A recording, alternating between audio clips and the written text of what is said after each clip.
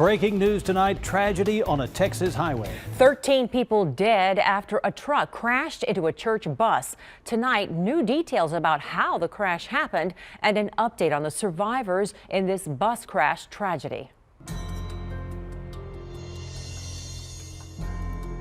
We have chopper video from earlier today. Tonight, crews working to haul the wreckage of that bus and truck from the scene roughly 10 hours after this crash happened. Good evening and thanks for staying up late with us. The church bus was carrying senior citizens from First Baptist Church in New Braunfels. They were headed home from a retreat when tragedy struck. And as you can imagine, the New Braunfels community is left heartbroken tonight. Tonight we have team coverage from the scene of the accident, the church in New Braunfels where the group worshiped, and University Hospital in San Antonio where one of the two survivors are being treated. We begin at the scene. That's on Highway 83 just south of Garner State Park in Uvalde County. It's west of San Antonio. Eyewitness News reporter Phil Anaya has been there all day. And Phil, you're saying troopers believe they now know how this crash happened. Yeah, that's right, Jeff. And let me start off by saying, this crash happened at about 12:20. So we're getting ready to hit that 11th hour that this road has been closed. If I move out of the way, I can show you what it looks like right now. They have brought in 2 tow trucks, so they're getting ready to move those vehicles. But if you look closely, you can still see that van off in the distance.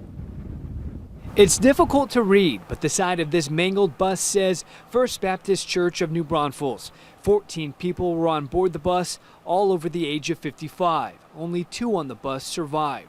For reasons unknown, the truck veered into the southbound lane and struck the bus head on. The driver of the truck made it out alive, and all 3 survivors had to be airlifted to hospitals in San Antonio. While investigators appear to be far from determining why the driver of the truck crossed lanes, the winding road in this part of the hill country leaves little room for driver error. Any idea how fast these vehicles were going? I don't yet, like I said, so it's too early in the investigation and we still have a lot to do. What is the speed limit here?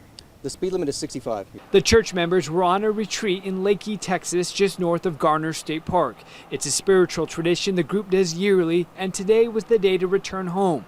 Sadly, that won't be the case for most of them. We're used to working fatal crash scenes, but first time that we've ever seen something like this happen with so many confirmed dead at one time. It doesn't happen often. Now, DPS will not say if there were seatbelts on that bus. The National Transportation Safety Board is now investigating. Reporting live tonight, Phil Anaya, KENS 5 Eyewitness News. Families come together in tragic situations, and this is what our church family is doing, is coming together in a tragic situation. News of the crash spread quickly across New Braunfels. The church canceled all events tonight to give people a time and a place to mourn. Eyewitness News reporter James Keith is there tonight to show us how that community is responding. People have been flocking here to the First Baptist Church in New Braunfels, all of them hoping and praying that it's not their loved one who died in the crash in Uvalde County. We're just trying to be very respectful of our families and provide a place for our church family to come, to gather, to cry with each other, to hug each other, pray with each other. Pastor Brad McLean says the church's senior adult choir was heading back from a 3-day retreat at Alto Frio when the crash happened. While loved ones wait for confirmation regarding who died and who survived, they come to a place they're all familiar with. We know that their families are going to be hurting, and our church family is going to be hurting. McLean says his church may be hurting, but they find peace knowing those who died are not. When we are absent from the body, we are present with the Lord. Counselors will be here at the church throughout the rest of the week, offering assistance for those who need it. In the meantime, the pastor is asking all Christians to pray. Reporting in New Braunfels, James Keith, KENS 5 Eyewitness News. Now, the 3 survivors were brought to San Antonio for treatment. Sadly, though, one of them, a woman on board that church bus, passed away tonight, bringing the number of deceased now to 13. We continue our team coverage with Eyewitness News reporter Jeremy Baker from the medical center. Behind me is University Hospital. We were told that 2 of the 3 survivors of the horrific crash were airlifted here, but were recently informed that one of those, a female passenger in the van, has now died. That's according to the medical examiner. At this point, we are unsure of the ages of the other 2 survivors, one of which was taken to SAMC.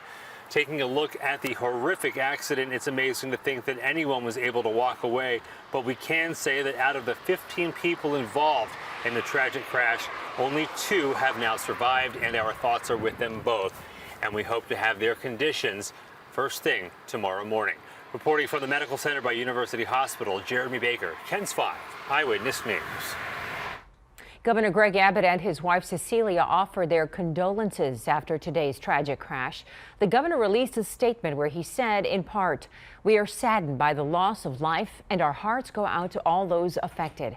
We thank the first responders working on the scene in the wake of this unimaginable tragedy and ask that all Texans join us in offering their thoughts and their prayers." And our coverage continues right now on the KENS 5 app and KENS5.com. We have more crews working overnight to bring you updated information from CanCon and New Braunfels.